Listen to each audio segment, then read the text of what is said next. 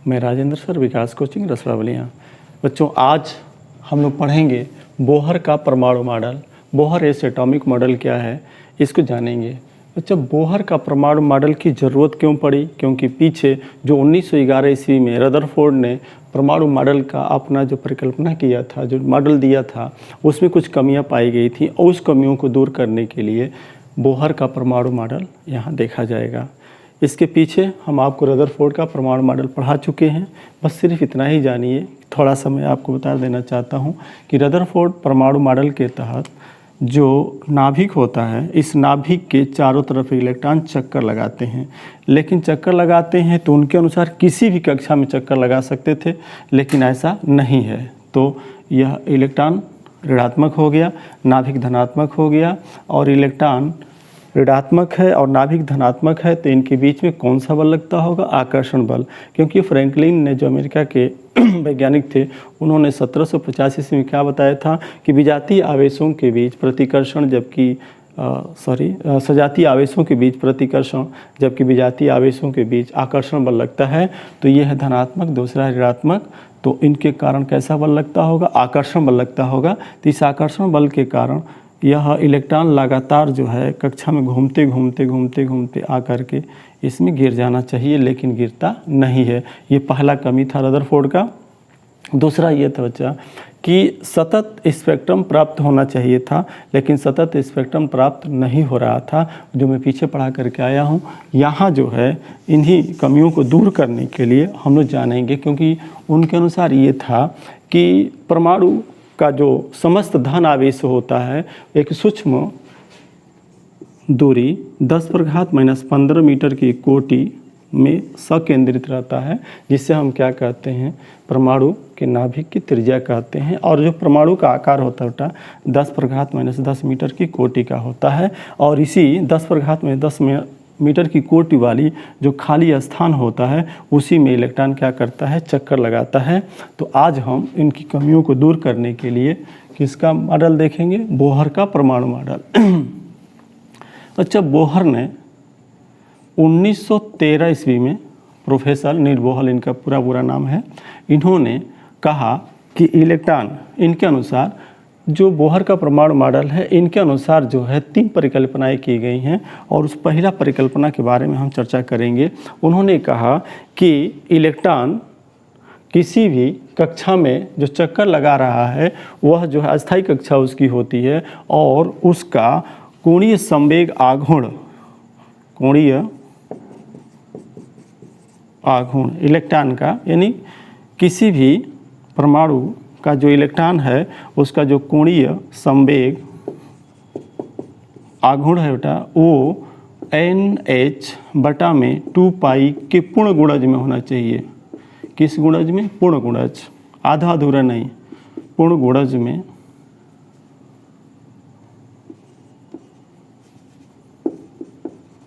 पूर्ण गुणज में होना चाहिए, ऐसा होना चाहिए। यानी इलेक्ट्रॉन केवल उन्हीं कक्षाओं में चक्कर लगा सकता है जिसका कोणीय संवेग आघूर्ण NH/2π का पूर्ण गुणज हो। अब NH का तो N क्या है? तो ध्यान रखें, ये कक्षाओं की संख्या है। N बराबर 1, 2, 3, कामा डॉट डॉट डॉट, ये कक्षाओं की संख्या होती है, जिसे क्वांटम संख्या भी कहा जाता है। और H जो है बेटा, ये प्लांक नियतांक के नाम से जाना जाता है। इसको हम कहते हैं प्लांक का सार्वत्रिक नियतांक,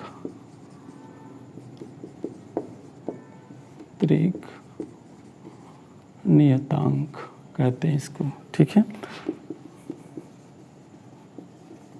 प्लांक एस यूनिवर्सल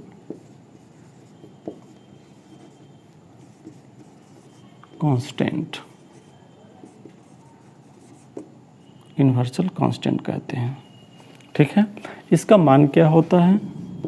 तो 6.6 × 10⁻⁻34 जूल सेकेंड होता है बेटा, ठीक है।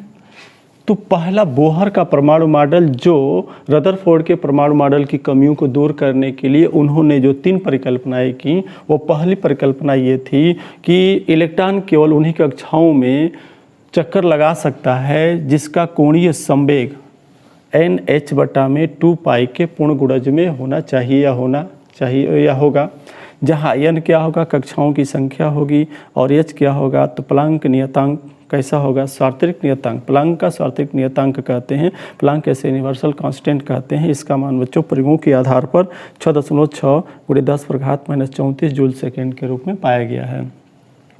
बेटा यहाँ पर कोणीय संवेग क्या है उसको हम जान लेंगे, फिर आगे चलेंगे। बेटा संवेग के बारे में हम पढ़ करके आए हैं कि किसी वस्तु के द्रव्यमान तथा वेग के गुणनफल को संवेग कहते हैं। किसी वस्तु के द्रव्यमान तथा वेग, द्रव्यमान और वेग का गुणनफल ही क्या कहता है बेटा, संवेग कहलाता है। ठीक है, यह संवेग जो होता है रेखीय संवेग है। कैसा संवेग है, रेखीय। रेखीय माने सीधी रेखा में कोई वस्तु अगर गति कर रही होती है तो उसका संवेग उस वस्तु के द्रव्यमान तथा वेग के गुणनफल से जाना जाता है। ठीक, क्लियर हो गया। अब कोणीय संवेग किसे कहते हैं, तो ध्यान रखना, जब कोई पिंड या कोई कण या कोई भी वस्तु किसी अक्ष के परितः घूमती है, अक्ष के, तो मान लीजिए बेटा यह जो है आपका एक अक्ष है, अक्ष के परितः r त्रिज्या के वृत्तीय कक्षा में अगर घूम रहा होता है तो यहाँ पर अगर कण का या पिंड का द्रव्यमान यम है और भी वेग से गति कर रहा है, तो अब कोणीय संवेग हम जब लेते हैं तो द्रव्यमान गुणे वेग तो होता ही है, उसके साथ ही हम अक्ष से दूरी को लेते हैं, तो अक्ष से दूरी का जब गुणनफल कर देते हैं तो उसी को हम कहते हैं कोणीय संवेग। ठीक है, तो संवेग क्या है, तो किसी वस्तु के द्रव्यमान तथा वेग के गुणनफल को संवेग कहते हैं। कोणीय संवेग क्या है बेटा, तो कोणीय संवेग तो द्रव्यमान गुणे वेग तो रहता है, लेकिन उसमें जो है किसी पथ की त्रिज्या होती है और उसी पथ की त्रिज्या पर एम द्रव्यमान का पिंड भी वेग से गति करता है, तो उसी को हम कहते हैं कोणीय संवेग। और कोणीय संवेग में जो गुणनफल होता है इसका अब उस तरीके से दिखाया जाता है, तो mvr यानी mvr जो होगा NH/2π का पूर्ण गुणज के रूप में होगा। यह जो है किसका, बोहर के परमाणु मॉडल का प्रथम परिकल्पना है। ठीक है, तो क्या सीख लिया हम लोगों ने, बोहर का प्रथम परिकल्पना। प्रथम परिकल्पना में एक बार फिर मैं बता देना चाहता हूँ कि इलेक्ट्रॉन केवल उन्हीं कक्षाओं में चक्कर लगा सकता है जिसका कोणीय संवेग यानी mvr NH/2π के पूर्ण गुणज में होगा, अन्यथा वह चक्कर नहीं लगाएगा। ठीक है, क्लियर हो गया। तो पहला हम लोगों का क्लियर हो गया। ठीक है, अब हम देखते हैं दूसरा। बेटा बोहर का जो दूसरा नियम था, परिकल्पना जो उन्होंने किया वो क्या था, तो देखिए इलेक्ट्रॉन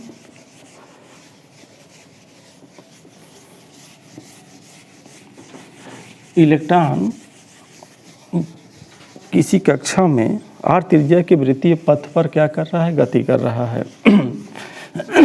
हम पढ़ कर क्या है बेटा कि जब भी r त्रिज्या के वृत्तीय पथ पर अगर कोई पिंड गति करता है, ठीक है, तो अगर ये मान लीजिए r त्रिज्या है, m द्रव्यमान का पिंड है और भी वेग से गति करता है और यही वृत्त का केंद्र है, तो r त्रिज्या के वृत्तीय पथ पर गति करता है, तो वृत्तीय गति करते हुए कण के ऊपर एक बल कार्य करता है जिसकी दिशा किधर होती है, वृत्त के केंद्र की ओर होती है, और इसी को हम कहते हैं बेटा अभिकेंद्र बल। कौन सा बल, अभिकेंद्र बल।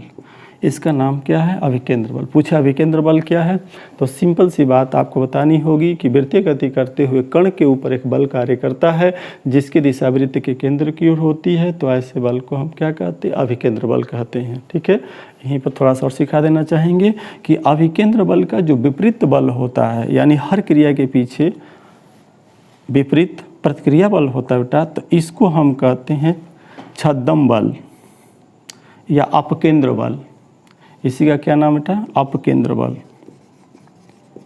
अपकेंद्र बल, ये हमको ध्यान रखना चाहिए। ठीक है, खैर यहाँ इस टॉपिक से थोड़ा समझना आपको ज़रूरी था कि अभिकेंद्र बल क्या है।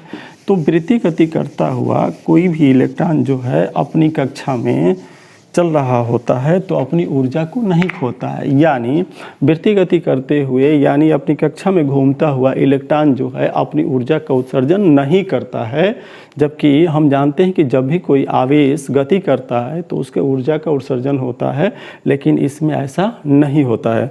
अतः जबकि इसके अंदर हम जानेंगे बेटा कि इसके अंदर अभिकेंद्र बल है, लेकिन वह जो है ऊर्जा का उत्सर्जन नहीं करता है। नहीं करता है तो क्यों नहीं करता है, तीसरी जो है टॉपिक में हम जानेंगे।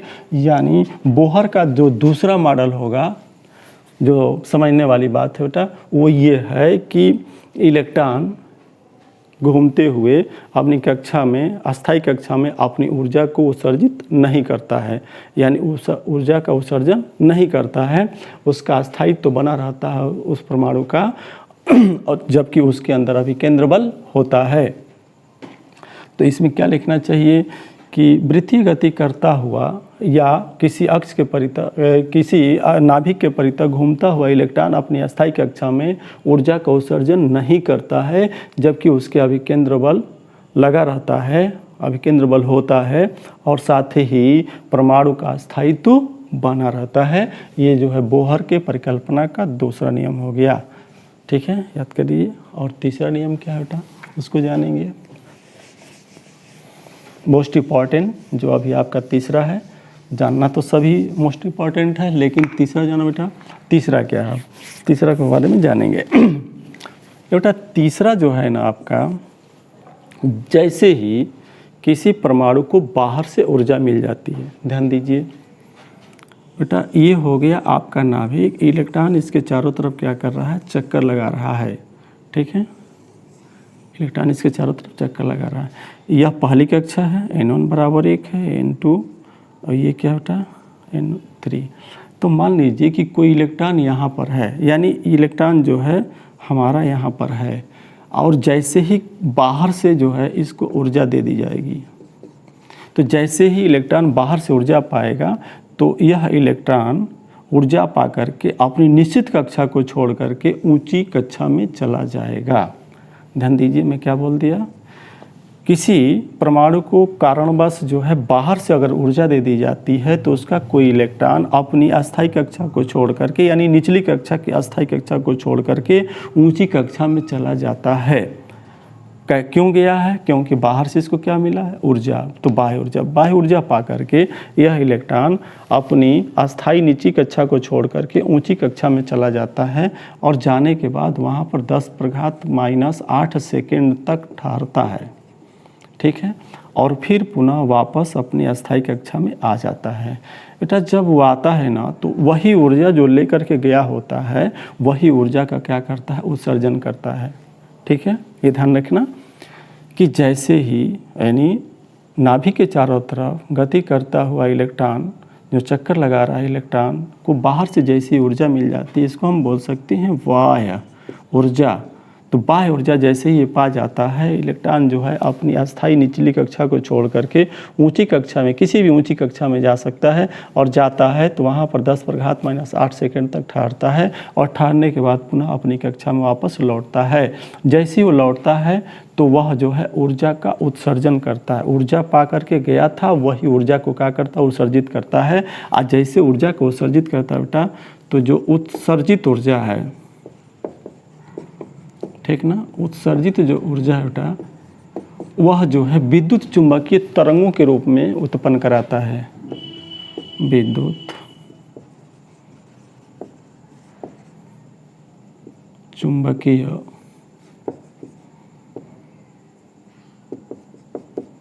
तरंगों की ऊर्जा के रूप में, विद्युत चुंबकीय तरंगों की ऊर्जा के रूप में उत्सर्जित करता है। क्या करता है बेटा, उत्सर्जित करता है। जो विद्युत चुंबकीय तरंगों की ऊर्जा को उत्सर्जन करता है तो कैसा होता है, पहले जानिए। तो मान लीजिए कि उसकी निचली कक्षा का ऊर्जा E1 है, ठीक है, और ऊंचली कक्षा का ऊर्जा क्या है, E2 है। याद रखेंगे, अभी मैं आपको बोहर की त्रिज्या जैसी हम समझाएंगे तो आपको समझ में आएगा कि किस कक्षा की जो है ऊर्जा किसकी अधिक होती है। बस यहाँ पर समझिए कि निचली कक्षा की जो ऊर्जा होती है किसी परमाणु के नाभिक में, जो इलेक्ट्रॉन जो चक्कर लगा रहा होता है, जो निचली कक्षा होती है उसका ऊर्जा कम होता है। आज जैसे जैसे ऊर्जा स्तर हम बढ़ाते जाते हैं, 1 2 3 करते जाते हैं, तो उसकी ऊर्जा स्तर भी क्या होती जाती है, बढ़ती जाती है। अब यह E1 ऊर्जा कम था, बाहर से ऊर्जा मिला तो ये चला गया, कुल ऊर्जा पा करके वो E2 ऊर्जा का मालिक बन गया, और मालिक बन करके जैसे ही वापस हुआ तो फिर वही ऊर्जा दे रहा है। उसी को हम क्या कह रहे हैं, उत्सर्जित ऊर्जा कह रहे हैं। ऐसी उत्सर्जित ऊर्जा को हम किस रूप में कह रहे हैं बेटा, विद्युत चुंबकीय तरंगों की ऊर्जा के रूप में कहते हैं, ठीक है ना। तो अब इलेक्ट्रोमैग्नेटिक तरंगों के रूप में होती है। तो अब हम यहाँ से ध्यान देंगे बेटा कि यह ऊर्जा कैसी होगी। तो यदि निचली कक्षा की ऊर्जा क्या है, E1 है, और ऊंची वाली कक्षा का मान क्या बेटा, E2 है, तो उत्सर्जित जो ऊर्जा होगा, इलेक्ट्रॉन की उत्सर्जित ऊर्जा जब ऊंची कक्षा से निचली कक्षा में आता है तो उत्सर्जित ऊर्जा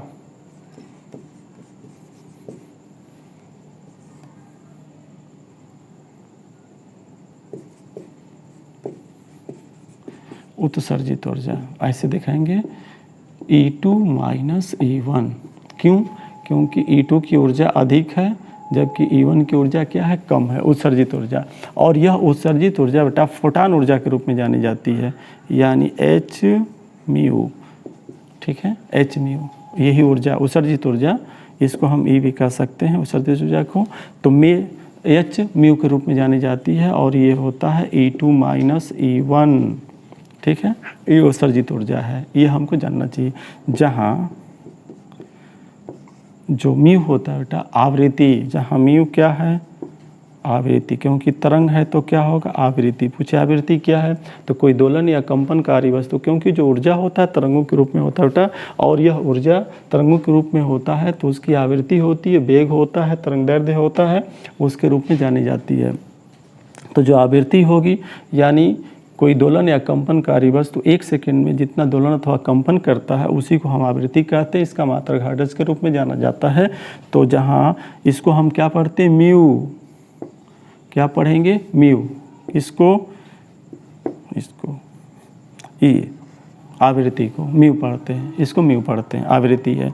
यह आवृत्ति ही अगर हम जानना चाहें तो क्या होगा, तो E2 माइनस क्या होगा बेटा, E1 बटा में H, यानी आवृत्ति के रूप में इसको हम जानते हैं, ठीक है। तो उत्सर्जित जो ऊर्जा होता है फोटान ऊर्जा के रूप में पाया जाता है। और फोटान ऊर्जा की जो खोज किया था उसका बेटा नाम था आइंस्टीन। आइंस्टीन नामक वैज्ञानिक ने किस ऊर्जा का खोज किया था, बोलो, फोटान ऊर्जा का। इसी को बोलते हैं फोटान ऊर्जा, ठीक है। कौन ऊर्जा, फोटान ऊर्जा। फोटान ऊर्जा की खोज किसने किया, आइंस्टीन नामक वैज्ञानिक ने किया। तो हम तीसरा बोहर का परमाणु का तीसरा जो मॉडल जानने चल रहे हैं उसके अनुसार क्या है, फिर से ज़रा समझिएगा कि जैसे ही किसी परमाणु को बाहर से ऊर्जा मिल जाती है तो उसका कोई इलेक्ट्रॉन अपनी निश्चित निचली कक्षा को छोड़ करके ऊंची कक्षा में चला जाता है और वहाँ 10⁻⁻8 सेकंड तक ठहरता है और पुनः जो है अपनी कक्षा में वापस लौट आता है। जब ऊंची कक्षा से निचली कक्षा में लौटता है तो ऊर्जा का उत्सर्जन करता है, और जो ऊर्जा का उत्सर्जन करता है वह ऊर्जा किस रूप में पाई जाती है, तो विद्युत चुंबकीय तरंगों की ऊर्जा के रूप में पाई जाती है। इसी ऊर्जा का हम नाम क्या दे रहे हैं बेटा, फोटान ऊर्जा कहते हैं। इस फोटान ऊर्जा की खोज सबसे पहले किसने किया, आइंस्टीन नामक वैज्ञानिक ने किया। मैंने ये कहा कि बाहर से जब ऊर्जा मिली तो पहले जिस कक्षा में इलेक्ट्रॉन था वो ऊर्जा E1 था, और बाहर से ऊर्जा पाने के बाद जो है उसकी ऊर्जा बढ़ी, वो भाग करके गया ऊँची कक्षा स्थायी में, और E2 उसकी ऊर्जा है बाहर वाले की, और तब उत्सर्जित जो ऊर्जा होगी E2 माइनस क्या होगा, E1 होगा। तो उत्सर्जित जो ऊर्जा है E2 माइनस E1 दिखाया गया है, और यही उत्सर्जित ऊर्जा किस रूप में है, फोटान ऊर्जा के रूप में है, जिसे H म्यू के रूप में जानेंगे, जहां H प्लांक नियतांक है। और इस प्लांक नियतांक का मान हम अभी लिखे थे, फिर से लिख देते हैं, H बराबर 6.6 × 10⁻−34। ये क्या होता है बेटा, जूल सेकेंड प्रयोगों के आधार पर पाया गया है। तो ये हमको याद रखना चाहिए, ठीक है। और इसका मात्रा का भी किस रूप में ले सकते हैं, हर्ट्ज के रूप में ले सकते हैं, क्योंकि हमने क्या निकाल दिया है, आवृत्ति। क्या निकाल दिया है, आवृत्ति निकाल दिया है, ठीक है बेटा। तो ये रहा बोहर का परमाणु मॉडल। बोहर के परमाणु मॉडल 3 रूपों में जाना गया, कैसे कैसे दिया गया था। मुझे उम्मीद है कि आपको अच्छी तरीके से समझ में आया होगा। अब हम आगे पढ़ाएंगे आपको, उसके लिए तैयार रखेंगे, दूसरे वीडियो में देखेंगे। जय हिंद।